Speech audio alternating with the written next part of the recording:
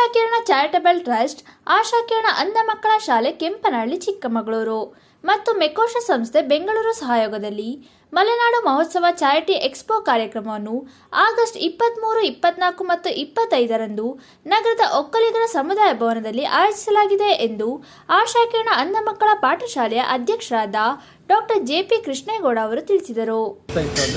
ಅಲ್ಲಿ ಶಿಕ್ಷಕರು ತಮಗೆಲ್ಲ ಗೊತ್ತಿದ್ದಂಗೆ 60-70% ಅಂಧ ಶಿಕ್ಷಕರು, ಅವರಿಗೆ ಅಲ್ಲಿ ಉಳಿತಕ್ಕಂಥ ಒಂದು ವ್ಯವಸ್ಥೆ ಇಲ್ಲ. ಹೆಡ್ ಮಾಸ್ಟ್ರಿಗೆ ಒಂದು ವ್ಯವಸ್ಥೆ ಮಾಡಿದ್ವಿ, ಕಾರ್ಯದರ್ಶಿ ಒಂದು ವ್ಯವಸ್ಥೆ ಮಾಡಿದ್ವಿ. ಆ ಒಂದು ಉದ್ದೇಶನ ಇಟ್ಕೊಂಡು ತಮ್ಗೆ ಗೊತ್ತು ಅಂದರು ಎಷ್ಟು ಕಷ್ಟಪಡ್ತಾರೆ ಬರಬೇಕಾದ್ರೆ, ಕಲಿಬೇಕಾದ್ರೆ ಮಳೆ ಗಾಳಿ ಬಿಸಿಲಲ್ಲಿ ಬರಬೇಕು, ತುಂಬ ಕಷ್ಟ ಇತ್ತು. ಈಗ ನಾವು ಮನಗಂಡು ಅವರಿಗೊಂದು ವ್ಯವಸ್ಥೆಯನ್ನು ಮಾಡಬೇಕಂತ ನನ್ನ ಮಗಳು ವರ್ಷ ನಮ್ಮೆಲ್ಲ ಆಶಾಕಿರಣ ಚಾರಿಟಬಲ್ ಟ್ರಸ್ಟಿಗಳು ಆಡಳಿತ ಮಂಡಳಿಯವರೆಲ್ಲ ಸೇರಿ ಒಂದು ಯೋಜನೆ ಮಾಡಿ ಹಣವನ್ನು ಹೇಗೆ ಸಂಗ್ರಹ ಮಾಡಬೇಕು, ಸರ್ಕಾರವನ್ನು ನಾವು ಕೇಳಿ ಆಯಿತು. ಅವರಿಗೆಲ್ಲ ಕಟ್ಕೊಡಿ, ಯಾರು ಕೂಡ ಅದಕ್ಕೆ ಒಪ್ಪಲಿಲ್ಲ. ಸರ್ಕಾರದಿಂದ ಹೆಚ್ಚು ನಮಗೆ ಸಹಾಯ ಸಿಗಲಿಲ್ಲ. ಅಲ್ಲೇನು 3 ಕೋಟಿಯಷ್ಟು ಕಟ್ಟಡ ಇದೆ, ಎಲ್ಲ ದಾನಿಗಳಿದ್ದಾವೆ. ಆ ದಾನಿಗಳಿಗೆಲ್ಲ ನನ್ನ ದೊಡ್ಡ ನಮಸ್ಕಾರ.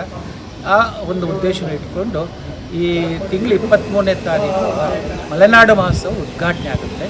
ಅದಕ್ಕೆ ಅತ್ಯಾತಿ ಗಣ್ಯರು ಕೂಡ ಬರ್ತಿದ್ದಾರೆ. ನಾವೆಲ್ಲರನ್ನೂ ಭೇಟಿ ಆಗ್ತಿದ್ದೀವಿ. MP, MLA, MLC, ನಮ್ಮ ಪುರಸಭೆಯ ಅಧ್ಯಕ್ಷರು, ವಕೀಲ ಸಂಘದ ಅಧ್ಯಕ್ಷರು, ಅವರೆಲ್ಲವನ್ನ ಕೇಳ್ಕೊಂಡಿದ್ದೀವಿ. ಇನ್ನೊಂದು 4-5 ದಿವಸದ ವ್ಯವಸ್ಥೆ. ನಗರದ ಸುದ್ದಿಗೋಷ್ಠಿಯಲ್ಲಿ ಮಾತನಾಡಿದ ಅವರು, ಆಶಾಕಿರಣ ಚಾರಿಟಬಲ್ ಸಂಸ್ಥೆ, ಆಶಾಕಿರಣ ಅಂಧ ಮಕ್ಕಳ ಶಾಲೆ ಹಾಗೂ ಮೆಕೋಶ ಸಂಸ್ಥೆ ಇವರ ಸಹಯೋಗದಲ್ಲಿ ಶಾಲೆಗೆ ಆರ್ಥಿಕ ಸಹಾಯ ನೀಡುವ ಸಲುವಾಗಿ ಆಗಸ್ಟ್ 24, 25ರಂದು ನಗರದ ಪ್ರತಿಷ್ಠಿತ ಕಂಪನಿಗಳ ದಿನಬಳಕೆ ವಸ್ತುಗಳು, ಉಡುಪುಗಳು, ಕೃಷಿ ಉಪಕರಣಗಳು ಹಾಗೂ ಆಹಾರ ಪದಾರ್ಥಗಳ ಪ್ರದರ್ಶನ ಹಾಗೂ ಮಾರಾಟ ಮೇಳ ಕಾರ್ಯಕ್ರಮವನ್ನು ಆಯೋಜಿಸಲಾಗಿದೆ ಎಂದು ಹೇಳಿದರು. ಅದರ ನಂತರ 24, 25 ಆಗಸ್ಟ್ ಜಿಲ್ಲಾ ಒಕ್ಕಲಿಗರ ಸಂಘದಲ್ಲಿ ಮೇಳವನ್ನು ಇಟ್ಕೊಂಡಿದ್ವಿ. ಮಲೆನಾಡು ಮಹೋತ್ಸವ ಅಂತ ಅದಕ್ಕೆ ಹೆಸರಿಟ್ಟಿದ್ವಿ. ಅದರಲ್ಲಿ ಎಲ್ಲ ತರಹದ ವಸ್ತುಗಳನ್ನು ಮಾರಾಟಕ್ಕೆ ಇಡ್ತಾ ಇದ್ವಿ. ಒಂದು ವಸ್ತ್ರ, ಇನ್ನೊಂದು ಒಡವೆ, ಇನ್ನೊಂದು ಮಕ್ಕಳಿಗೆ ಬೇಕಾಗಿರತಕ್ಕಂಥದ್ದು. ಅದರ ನಂತರ ಫುಡ್ ಕೋರ್ಟ್ ಅನ್ನತಕ್ಕಂಥದ್ದು ಹೊರಗಡೆ. ಅದಾದಮೇಲೆ 2 ಚಕ್ರ 4 ಚಕ್ರದ ವಾಹನಗಳು, ಟ್ರ್ಯಾಕ್ಟ್ರು, ಕೃಷಿಗೆ ಸಂಬಂಧಪಟ್ಟಂಥ ವಸ್ತುಗಳನ್ನು ಪ್ರದರ್ಶನ ಮತ್ತು ಮಾರಾಟಕ್ಕೆ ಇಟ್ಟಿದ್ದೀವಿ. ಇದು ಎಷ್ಟೇ ಹಣ ಬಂದರೂ ಕಡಿಮೆ ಖರ್ಚು ಮಾಡ್ತಾ ಇದ್ವಿ ನಾವು. ಆದಷ್ಟು ಆ ಹಣ ಎಲ್ಲವೂ ಕೂಡ ನಮ್ಮ ಆಶಾಕಿರಣ ಟ್ರಸ್ಟಿಗೆ ಹೋಗುತ್ತೆ. ಆ ಉಳಿದಂಥ ಹಣದಲ್ಲಿ ನಾನು ಏನು ಮೊದಲೇ ಹೇಳಿದೆ, ಎಲ್ಲ ಶಿಕ್ಷಕರಿಗೆ ಉಳಿಲಿರ್ತಕ್ಕಂಥ ವ್ಯವಸ್ಥೆ ಮಾಡಲಿಕ್ಕೆ ನಮ್ಮ ಮುಖ್ಯ ಉದ್ದೇಶ. ಸುಮಾರು 10ರಿಂದ 12 ವಸತಿ ಬೇಕು. ಈಗ ಕೇವಲ 2 ಇದೆ. ಇನ್ನು 2 ಜನ ದಾರಿಗಳು ಮುಂದೆ ಬಂದಿದ್ದಾರೆ, ಕಟ್ಸ್ಕೊಡ್ತೀವಿ ಅಂತ. ಅಂದರೆ 10 ಆದರೂ ಬೇಕು. ಅದು ಒಂದು ಕಟ್ಟಡಕ್ಕೆ 10 ಲಕ್ಷ ಆಗುತ್ತೆ. ನೋಡಬೇಕು ಎಷ್ಟಾಗುತ್ತೆ ಅಂತೇಳಿ. ಇವತ್ತೇ ಬೆಳಿಗ್ಗೆ ಒಬ್ಬರು ದಾನಿ ಪೂರ ಮಾಡಿ ನಾನೊಂದು ಕಟ್ಸ್ಕೊಡ್ತೀನಿ ಅಂತ. ನಮ್ಮಲ್ಲಿ ಒಬ್ಬ ಹುಡುಗ ಇದ್ದಾನೆ, ಅವ್ರ ತಂದೆ ತಾಯಿ ಇಬ್ಬರು ಡಾಕ್ಟ್ರು, ನರ್ಸಿಂಗ್ ಹೋಮ್ ಇದೆ, ಶಿವಪ್ರಕಾಶ್ ಮತ್ತು ವಿಜಯಲಕ್ಷ್ಮಿ ಅಂತ. ಅವ್ರ ಮಗ ನಮಗೆ ಓದ್ತಿದ್ದಾನೆ. ಅವನಿಗೆ ಆಟಿಸಮ್ ಅಂತಿತ್ತು. ಜಗತ್ತಿನಲ್ಲಿ ಆಟಿಸಮ್ ಚಿಕಿತ್ಸೆ ಇಲ್ಲ. ಅವನಿಗೆ ಸ್ಟೆಮ್ ಸೆಲ್ ಥೆರಪಿ ಅಂತ ನನ್ನ ಆತ್ಮೀಯರು ವೆಂಕಟರಮಣ ಕೊಟ್ಟರು. ಈಗ ಅವನು ಅಗಾಧವಾಗಿ ಅದ್ಭುತ ಪೋಷಕ ಜಗತ್ತಲ್ಲೇ ಒಬ್ಬನೇ ಅಂತ ಹಾಡು ಹೇಳ್ತಾನೆ. ಹಿಂದಿಲಿ, ಕನ್ನಡದಲ್ಲಿ, ತೆಲುಗಲ್ಲಿ ಹಾಡು ಕಟ್ತಾನೆ. ಅವನಿಗೆ ಅಲ್ಲಿ ರೂಮ್ ಮಾಡ್ಕೊಂಡು ಅವರು ಕೂಡ ಒಂದು ಮನೆಯನ್ನು ಮಾಡಿಕೊಡ್ತೀವಿ ಅಂತ ಬಂದಿರತ್ತಿದ್ದಾರೆ. ಒಬ್ಬರು ಮಂಜುನಾಥ್ ಅಂತ ರಿಟೈರ್ಡ್ ಇಂಜಿನಿಯರ್, ಚಿಕ್ಕಮಗಳೂರಿಂದ ಬೆಂಗಳೂರಿಗೆ ಹೋಗಿದ್ದಾರೆ. ಅವರ ಮನೆಯವರು ಕ್ಯಾನ್ಸರಿಂದ ಸತ್ತವರು. ಅವರ ಹೆಸರಲ್ಲಿ ಒಂದು ಮನೆಯನ್ನು ಕಟ್ಕೊಡ್ತಾರೆ. ಅದರಲ್ಲಿ ನಮ್ಮ ಹೆಡ್ ಮಾಸ್ಟರ್ ಇದ್ದಾರೆ. ಅದ್ರ ಮೇಲ್ಗಡೆ ಇನ್ನೂ 2 ಕಟ್ಕೊಡ್ತೀನಿ ಅಂತ ಹೇಳಿ ಮುಂದೆ ಬಂದಿದ್ದಾರೆ. ಅದ್ರ ಜೊತೆಗೆ ಈ ಹಣದ ಮುಖಾಂತರ ಏನು ಬರುತ್ತೆ ಮಹೋತ್ಸವದಿಂದ ಎಕ್ಸ್ಪೋದಿಂದ ಉಳಿದಂಥ ಕಟ್ಟಡ ಕಟ್ಟಬೇಕು ಅನ್ನೋದೇ ನಮ್ಮ ಮುಖ್ಯ ಉದ್ದೇಶ. ತರಿಸುವುದು ಇದು ಬರೀ ನಮಗೆ ಬರೋ ಹಣನ ಟ್ರಸ್ಟಿಗೆ ಯೂಸ್ ಮಾಡೋದು ಅಷ್ಟೇ ಅಲ್ಲ, ನಮ್ಮದು ಟ್ರಸ್ಟ್ ಏನಿದೆ ಅದನ್ನು ಒಂದು ಮ್ಯಾಪಿಗೆ ನಾವು ಹಾಕಬೇಕು. It should come on the map of India.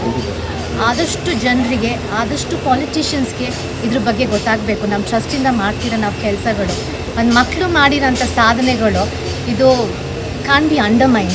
ತುಂಬ ದೊಡ್ಡ ಇಂಟರ್ನ್ಯಾಷನಲ್ ಮಟ್ಟದಲ್ಲಿ ಸಾಧನೆ ಮಾಡಿದ್ದಾರೆ ಈ ಮಕ್ಕಳು. ಸೊ ಇದು ನಾವು ಎಲ್ಲರೂ ಇದಕ್ಕೆ ತರಬೇಕು. Our trust should come on the map of India. ಇದು ಅದ್ರ ಹಿಂದೆ ಇರೋ ಇನ್ನೊಂದು ಇಂಟೆನ್ಷನ್ನು.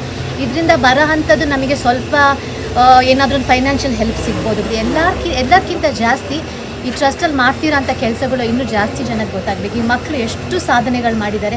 ಇದು ಇಂಟರ್ನ್ಯಾಷನಲ್ ಲೆವೆಲ್ ಮಾಡಿರೋದು. ಆದರೆ ಚಿಕ್ಕಮಗಳೂರಲ್ಲಿ ಅಷ್ಟೇ ಸೀಮಿತವಾಗಿ ಉಳಿದಿದೆ. ಇದು ಆದಷ್ಟು ಜನಕ್ಕೆ ಗೊತ್ತಾಗಬೇಕು. ಆದಷ್ಟು ಜನ ನಮ್ಮ ಬ್ಲೈಂಡ್ ಸ್ಕೂಲಿಗೆ ಅವ್ರ ಮಕ್ಕಳನ್ನ ಕಳಿಸ್ಬೇಕು.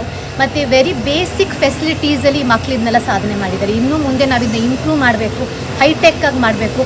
ಬರೀ ಅಂಧ ಮಕ್ಕಳಿಗೆ ಅಷ್ಟೇ ಅಲ್ಲ, ಬೇರೆ ಬೇರೆ ಥರ ಡಿಸಬಿಲಿಟಿ ಇರೋ ಮಕ್ಕಳನ್ನ ಡಿಸಬಿಲಿಟಿ ಅಂತ ಕರಿಬಾರ್ದು, ಅದನ್ನು they are all specially abled ಮಕ್ಕಳು. ಇಂಥವ್ರಿಗೂ ಎಲ್ಲ ನಾವು ಮಾಡಬೇಕು. ನಮಗೆ ಹೇಗೆ ಸಾಕಾರ ಬರುತ್ತೆ ಅಂದರೆ ಇದನ್ನು ನಾವು ಮುಂದೆ ತಂದು ಜಾಸ್ತಿ ಜನಗಳಿಗೆ ಹೇಳಿ ಸರ್ಕಾರಕ್ಕೆ ಇದನ್ನು ನೋಟಿಸಿಗೆ ತಂದ್ರಷ್ಟು ನಾವು ಮುಂದೆ ಇದನ್ನು ಇಷ್ಟು ದೊಡ್ಡ ಕನಸನ್ನು ನಾವು ನಿಜವಾಗಿ ಮಾಡ್ಬೋದು. ಆಮೇಲೆ ರಕ್ಷಿತಾ ರಾಜು ಅವತ್ತಿನ ದಿವಸ 23rd ನಾವು ಬೇರೆ ಸೆಲೆಬ್ರಿಟೀಸ್ ಕನ್ಸಿಡರ್ ಮಾಡೋದಕ್ಕಿಂತ ರಕ್ಷಿತಾ ರಾಜುನೇ ನಮ್ಮದು ಚಿಕ್ಕಮಂಗ್ಳೂರ್ದು ದೊಡ್ಡ ಸೆಲೆಬ್ರಿಟಿ. ಪ್ಯಾರಿಸಲ್ಲಿ ನಡೀತಾ ಇರೋ ಅಂಥ ಪ್ಯಾರಾ ಒಲಿಂಪಿಕ್ಸಲ್ಲಿ ಅವ್ರು ಸೆಲೆಕ್ಟ್ ಆಗಿದ್ದಾರೆ.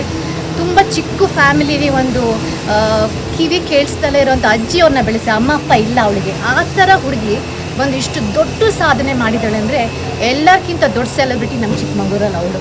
ಸೊ ನಮ್ಮ ಹುಡುಗಿ ಅವಳು, ನಮ್ಮ ಮಗಳು.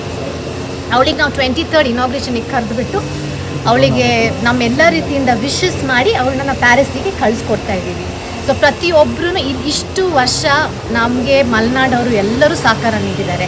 ನಮಗೆ ಏನೇನು ಫಂಡ್ಸ್ ಬರ್ತಿದೆ, ನಮ್ಮ ಶಾಲೆ ನಡೀತಿರೋದೇ ನಮ್ಮ ಲೋಕಲ್ ಫಂಡರ್ಸಿಂದ. ಈ ಪ್ರೋಗ್ರಾಮಿಗೂ ನೀವು ಆದಷ್ಟು ಸಹಕಾರ ನೀಡಬೇಕು. 24th 25th ನಡೀತಿರೋಂಥ ಎಕ್ಸ್ಪೋ ಮತ್ತು ಫುಡ್ ಫೆಸ್ಟಿವಲ್ ಎಲ್ಲರೂ ಪಾರ್ಟಿಸಿಪೇಟ್ ಮಾಡಿ, ಎಲ್ಲರೂ ಬನ್ನಿ. ಇದರಿಂದ ಬರೀ ಆಶಾ ಕಿರಣಕ್ಕಷ್ಟೇ ಅಲ್ಲ, ನಮಗೆ ನಮ್ಮ ಜೊತೆ ಕೈ ಜೋಡಿಸಿ ನಮ್ಮ ಸಪೋರ್ಟಿಗೆ ಬಂದಿರೋಂಥ ಬಿಸ್ನೆಸ್ ಓನರ್ಸ್ಗೂ ಒಳ್ಳೆ ಬಿಸ್ನೆಸ್ ಆಗಬೇಕು. ಸುದ್ದಿಗೋಷ್ಠಿಯಲ್ಲಿ ವರ್ಷಾ, ನಾಗವೇಣಿ, ಜ್ಯೋತಿ ಕೃಷ್ಣ, ಗೌರಿ ವರುಣ್, ಮಹೇಶ್ ಉಪಸ್ಥಿತರಿದ್ದರು.